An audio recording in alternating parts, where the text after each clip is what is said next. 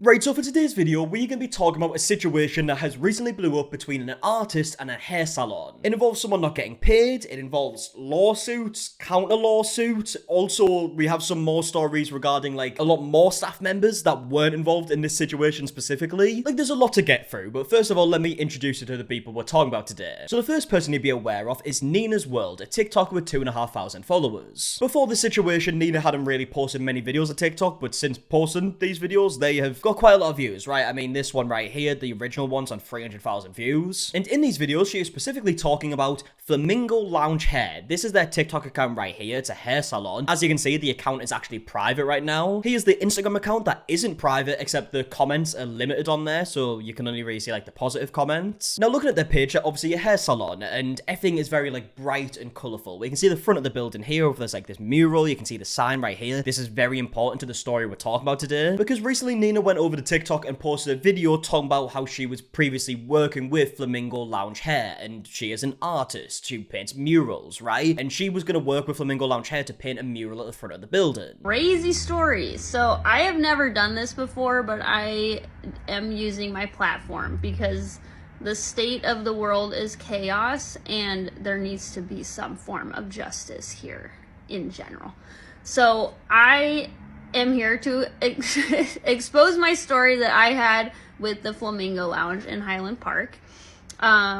I was hired by Jess in last year, April of last year, which I completed the work in July of last year to paint a mural and also the signage on the front of her building, which included logo and then an above signage and then this like turquoisey mural that she uses on all of her promotion and photos of anyone who gets their haircut there. Okay, so straight away, we can see that the situation's been going on for quite a while, right? So the work was complete in July of last year, and this whole story is about Flamingo Lounge hair allegedly not paying Nina for her work. And Nina actually says later on she is still owed about $5,500 for this work. But the video carries on and Nina says that it wasn't just this that she did as well, she also helped with other stuff like the interior. I also helped paint the interior, and I helped like kind of do this like mini little refit, filled holes, painted their color room, along with other odds and ends because I'm a nice person and work really hard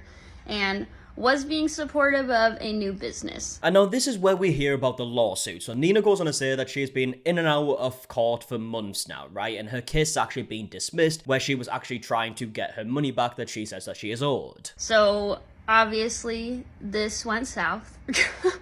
I have been in and out of court since September, and I just got the word that despite everything I've gone through in court, which is 2 hearings, she appealed it, countersued me for like, she wanted to countersue me for $20,000, but the court doesn't allow it, and the cap off is $12,500.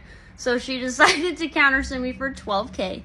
After me suing her for about $5,000 that she owed me for the mural plus additional work that I had done for her in the salon. So I just got word this morning that my case is closed and Jess doesn't owe me anything. I will spare all the details, but quite frankly, it's bullshit. Yeah, so obviously there are some details that we just aren't aware of, right? Well, first of all, we're just not aware of the whole situation. We didn't see it actually play out. It would be interesting to hear a response from Flamingo Lounge hair, right? But it doesn't seem like we're going to get one because this video's been out for about a week now. There hasn't been a response since, and the accounts are just going private and the comments are just being limited. But clearly, as we watch through these videos, Nina's very confident that she has all the evidence. It's really hard because I've hit this roadblock after X amount of months here. Here we are in March of 2025, and I have been trying to get paid since July of 2024, and she gets to just walk away with all my work, which is bringing in business for her. So it's a hard one. This is with written emails and whatever else needed to logistically state that she owes me this money. I also have like confirmed texts and whatever was needed for the court to see that she does in fact owe me this money, including bank slips and whatever else. You know, obviously, as we heard earlier as well, Nina said that Flamingo Lounge Hair tried, like, countersuing Nina. From what we see in a comment later on, I believe that's something to do with defamation because Nina was going to post publicly or did post publicly about this. I'm not sure what's happening with that counter lawsuit. I don't know if it's still ongoing or if that also gets dismissed with the original case. I'm not sure how that exactly works, but obviously it was mentioned at the beginning of the video and I believe that's what it was for. Now, Nina then goes on to say that she's not the only person who's experienced this with Flamingo Lounge Hair or something similar, right? She said she's one of 15 people or 15-ish people. It's pretty shitty. The shittier part is that I am like one of like 15-ish people that have been financially, lack of a better word, screwed over by this person. Now, again, we obviously don't know all the details here, right? We're just listening to what Nina's saying and what her side of the story is. I did actually take a look at the reviews for Flamingo Lounge Hair on Google, and there are some reviews from way before this video was made kind of talking about something similar. Like, for example, there's a review here from 5 months ago that says, "I'm deeply saddened to hear about the mistreatment and poor business practices have taken place at Flamingo Lounge. I previously looked to the owner, Jess, as a friend and someone who could be trusted. Upon learning the things I have about how Jess conducts her business and treats her staff, it has become clear that this is not a new practice of hers. It hurts me to know how comfortable she is in taking advantage of those who put trust in her. As someone who has been a patron of this business, please go elsewhere. On top of the mistreatment of staff, the prices are insane. Jess makes it clear that she desires a specific kind of clientele and that does not cater to the average person with an average sized wallet. To her credit, she puts a ton of effort into the facade of being a safe and collaborative space for all at the Pink Pony Hair Salon. If she put as much effort into running an ethical business as she does with the lies she spreads about her former staff and the smokescreen she creates, maybe then things wouldn't have turned out the way they did. This is a reason why numerous staff members have walked out, and there is a reason why comments on their social media pages are limited. Hence why it was necessary for me to write a review here. To Jess, do better. To readers, go somewhere else." Okay, so we're hearing a lot of things here, right? Apparently this has happened to many other people, or something similar has happened to many other people, and also these comments that have been limited on social media pages, that's seemingly has been going on for a while, like way before Nina's video. And this isn't the only comment talking about this. There's quite a few comments kind of going into something similar from all around like 5 months ago. I guess this is when a lot of stuff was happening with the staff, right? Like there's this review right here that says, "Disappointed to hear about the owner of this salon, Jess, has not been properly compensating the stylists. Almost all of the stylists that opened this location walked out last week after not getting paid." It then goes into like more details. There's one part talking about how they previously got a cut at this salon for $120 with the understanding that a good chunk of it would go to the stylist, and then carries on by saying she also illegally charged tax on services, so disappointed that the good vibes look of this salon are just for show. And again, there's other reviews saying something similar. Here's a few from around the same time that are also kind of talking about similar stuff here. You can read them on screen if you want to. Again, it would be interesting to hear a response to all of this, but I'm not sure if we're going to get that. We do hear some more details later on as to why Nina's case was dismissed, but we'll get to that. In Nina's original video, she goes on to talk about how like her name has been removed from the mural. She put like a signature on the mural, that's been removed. She then goes on a list of things like the staff not getting paid, also like customers being overcharged. Also, apparently after this lawsuit, Jess, the owner, tried filing a restraining order against Nina, which she says is just like complete made up lies, like the reason behind it. And then ends the video by saying that she's not directly saying like don't support this company, but she wants to explain her side of the story. I think it's totally rude and crazy, but also I'm just sharing it to expose it. I'm not saying don't support them, whatever, you can have your own opinion, but I think there's a lot of people that would side with me that supporting a business like this after in fact knowing the details, which I hope y'all take away as like, oh yeah, Nina's being truthful, because I could show you the paperwork, y'all, if you really want it. There's a few more videos that Nina uploaded. The second video she uploaded about the situation was kind of showing the work she had done, the before and after pictures. So we'll scrub through right now, but we can see like the building beforehand, right before the painting. She also then shows like her planning of like the type of idea she wanted with the mural and whatnot. We then see what the interior looked like beforehand, before any work was done. Obviously, Nina said that she did some work in the interior as well. Then we see this picture, which is Nina actually like doing the work. She makes like a joke saying like she was so happy at the time, little did she know. We then see the work kind of starting. That's the sign done. We see some more of the interior being done. The sign is done here. There's Nina again. And then we scrub through, we can see kind of like the mural on the wall. We see the signature, which is now being removed. We then see how like Nina did some interior work, like decorating this desk. We can kind of see the finished look here.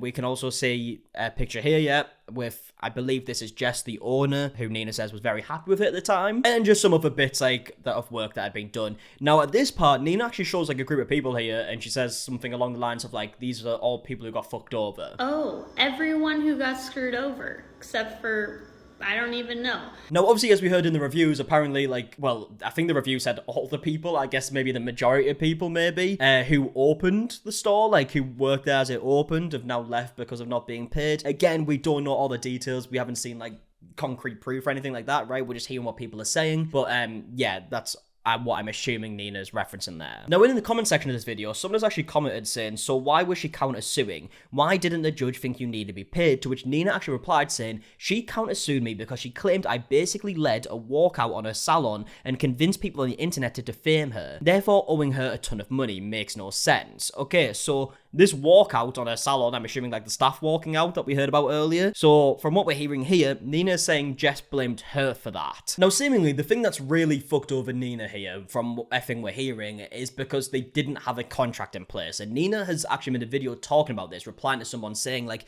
you need to get a contract in place. And she said that she was just being nice, it was a friend of a friend, and she thought she could trust her.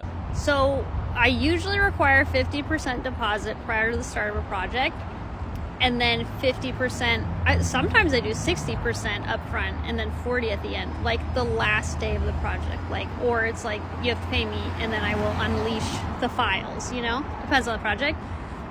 This one, I was being nice about it, and of course here we are, which, no more Miss Nice Nina. But the big thing here is that I just was being nice, you know, and it bit me in the butt. It was like a friend of a friend put my name in the mix, blah blah blah, the whole shebang. And someone on the comments was awesome. It was like, I don't care if you're related or whatever. And I'm like, seriously, I have always been the person that's give everyone the benefit of the doubt, and a lot of you, I appreciate seeing that. I do work really hard, and yes, should have charged way more money for this project, but it is what it is. Then in the next video, we hear more about the lawsuit itself, where we actually hear that one judge actually sided with Nina, and then Jess ended up appealing that, so it went to a different judge, and then that judge sided with Jess. Okay, here's the scoop on court. So I sued Jess for like $5,500-ish. I go to court. The first judge rules in my favor and like tosses out the countersuit because there's no grounds for it at all. It was just like a retaliation. And so that happens and I get the ruling in my favor, which is great, but then Jess has 30 days to appeal it, in which in that chunk of time, she actually wrote out a payment plan and was like, I can't pay Nina, so I'm going to pay $50 a month for the next X amount of years or whatever, which states that she is aware that she owes the money, but then she appealed it. So then it basically starts all over and you have to go to a trial de novo. So I go to trial de novo, and that's a different judge. And that judge was the same judge that basically dismissed her restraining order against me like months prior, which is like pretty crazy. And so he ruled in her favor, and I personally feel like it was just out of like wanting to have a different judgment than the badass female judge that had done the first one. And then Nina goes on to talk about how Jess actually given her evidence late, and basically she had shown payments that she had made to Nina previously that were for other piece of work that were completely unrelated, said they were related to this project. The judge kind of just looked past it and believed them, according to Nina. And at this point, Nina didn't even have time to, like, respond with evidence. As evidence, she stated that other payments she had made to me for, like, completely unrelated work were for the mural, which is a lie. And so she made that up in court, and the judge believed it, which sucks. And then he wouldn't let me submit my new evidence in that was actually based on her evidence that she submitted late. So they just like didn't let me submit that.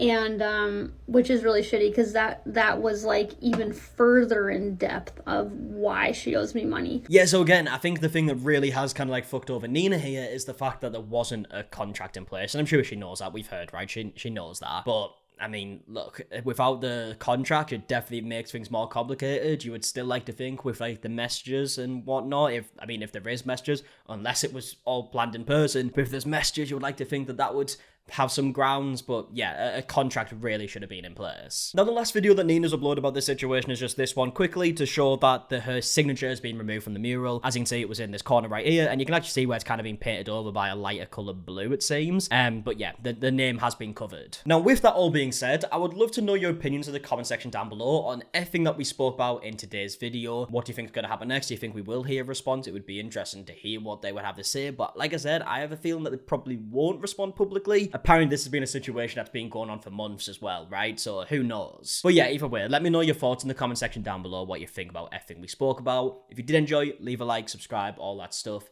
And until the next one, I'll see you guys in a bit. All right, goodbye.